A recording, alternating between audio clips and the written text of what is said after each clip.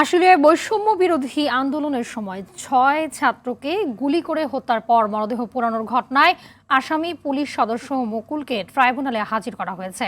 গতকাল তাকে নবাবগঞ্জ থেকে গ্রেপ্তার করা হয়। এর আগে জুলাই আগস্টে বৈষম্য বিরোধী আন্দোলনের সময় আশুলিয়ায় ৬ জনের মরদেহ পুড়িয়ে ফেলার ঘটনায় সাবেক সংসদ সদস্য সাইফুল ইসলাম ও ৪ পুলিশ কর্মকর্তার বিরুদ্ধে গ্রেপ্তারি পরোয়ানা জারি করে ট্রাইব্যুনাল।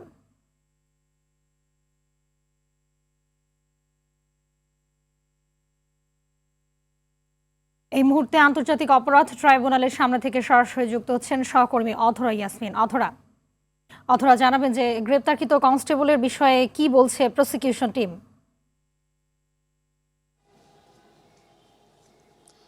হাবিবা, প্রসিকিউশন টিম কি বলছেন সেটির আগে একটু বলতে চাই যে একটি ভিডিও গণমাধ্যমে আসলে ছড়িয়ে পড়ে সে সময় ৫ আগস্টের পরপর। আমি একটু যদি বলতে চাই যে ৫ আগস্টে রাজধানীর সাভারের আশুলিয়ায় যে পুলিশের কাভার্ড ভ্যান আছে, পুলিশের ওই ভ্যানে লাশ পুরানোর একটা ভিডিও গণমাধ্যমে ছড়িয়ে পড়ে সেই সময়। তো সেই ভিডিওকে কেন্দ্র করেই তার একজন জীবিতও ছিলেন, সেই ভিডিওকে কেন্দ্র করেই কিন্তু আসলে গেল ১১ই সেপ্টেম্বর যে নিহত হয়েছিলেন ওই কাভার্ড ভ্যানে সজল এবং সবুরের ভাই এবং সজলের মায়ের আইনজীবী ট্রাইব্যুনালে একটি আবেদন দাখিল করে। সেই আবেদনের পরিপ্রেক্ষিতেই প্রসিকিউশন টিম তদন্ত করে। প্রথমে সেই তদন্তে উঠে আসে যে এর সাথে ১৯ আসনের সংসদ সদস্য সাইফুল এবং ৪ পুলিশ সদস্যকে শনাক্ত করেন এবং এর সাথে ছাত্রলীগের কিছু নেতারাও পাওয়া যায় যারা সরাসরি গুলি করে ওই কিছু ভিডিওতে। সেই তথ্য প্রমাণ প্রসিকিউশন টিম পায় এবং প্রসিকিউশন টিম বলেন যে এই ৫ জনের বিরুদ্ধে আবেদন করেন, সেই আবেদনে লেখা থাকে যে এই ৫ জন এই সময় সরাসরি সেই খুনের সাথে, সেই হত্যার সাথে দায়ী ছিলেন এবং তাদের গ্রেপ্তারি পরোয়ানা চেয়ে একটি আবেদন দাখিল করেন এবং আদালত সে সময় বলেন যে তাদেরকে গ্রেপ্তার করা হোক এবং অতি সত্বর তাদেরকে গ্রেপ্তার করে হাজতে প্রেরণ করা হোক এবং সর্বোচ্চ শাস্তির ব্যবস্থা করা হোক। এরই পরিপ্রেক্ষিতে মঙ্গলবার প্রসিকিউশন টিম তাদের বিরুদ্ধে গ্রেপ্তারি পরোয়ানা জারি করেন।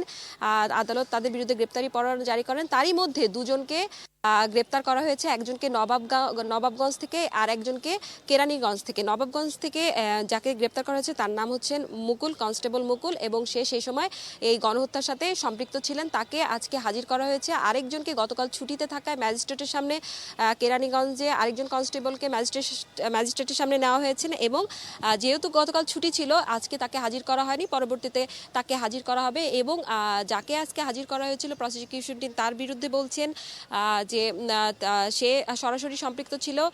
তো এই অভিযোগে তাকে আজকে কারাগারে প্রেরণ করা হয়েছে, কাশিমপুর কারাগারে তাকে প্রেরণ করা হলো। এবং প্রসিকিউশন টিম বলছেন যে সেই সময় এই গণহত্যা যে করা হয়েছে ৫ই আগস্ট, সেটা গণহত্যার সব তথ্য প্রমাণ মুছে ফেলতেই এই যে আইন শৃঙ্খলা বাহিনীর যে এই গাড়িতে তাদেরকে আগুনে পুড়িয়ে মারা হয়, যাতে বোঝা যায় যে ছাত্র জনতা তাদের সেই আন্দোলনের সময় পুলিশ কনস্টেবল কিংবা পুলিশ সদস্যদেরকে ওই কাভার্ড ভ্যানে করে পুড়িয়ে মেরেছে। তো এই বিষয়টাকে এস্টাবলিশ করতেই এই ৬ জনকে প্রথমে হত্যা করা হয় এবং তাদের মধ্যে একজন জীবিত ছিলেন।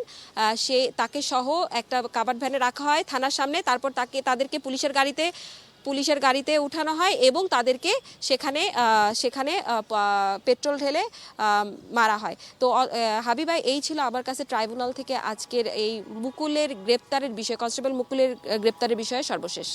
ধন্যবাদ আপনাকে অধরা।